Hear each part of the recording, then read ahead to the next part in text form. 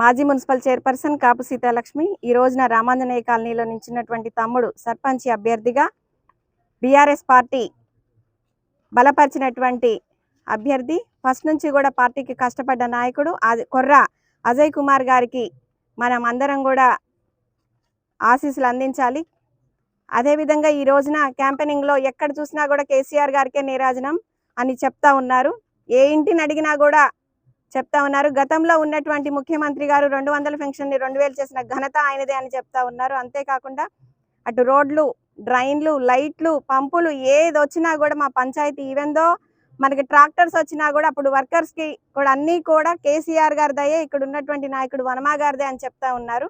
కాబట్టి మేము కొర్రా అజయ్ కుమార్ గారి తరఫున ప్రచారం చేస్తా ఉన్నాం. ఇక్కడ 6 వార్డు మెంబర్లుగా నించున్నారు.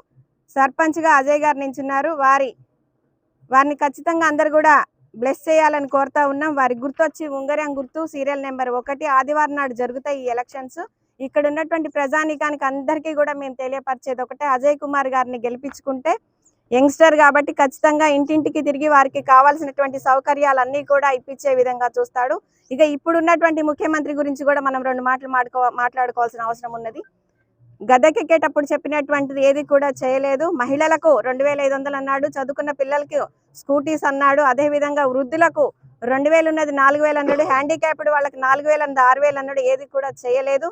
కాబట్టి మేమైతే అడిగేది ఒకటే, అదే కేసీఆర్ గారు ఉన్నట్టయితే 2000 3000 చేస్తానన్నాడు, 100% చేసేవారని కూడా మేము తెలియపరుస్తూ కొర్రా అజయ్ కుమార్ గారికి మీ అమూల్యమైన ఓటు వేసి అత్యధిక మెజార్టీతో అజయ్ కుమార్ గారిని, అదేవిధంగా ఇక్కడ నించినటువంటి 6 వార్డు సభ్యులను కూడా గెలిపించాలని చెప్పి బీఆర్ఎస్ పార్టీ తరఫున కోరుతా ఉన్నాము. Thank you. జై తెలంగాణ.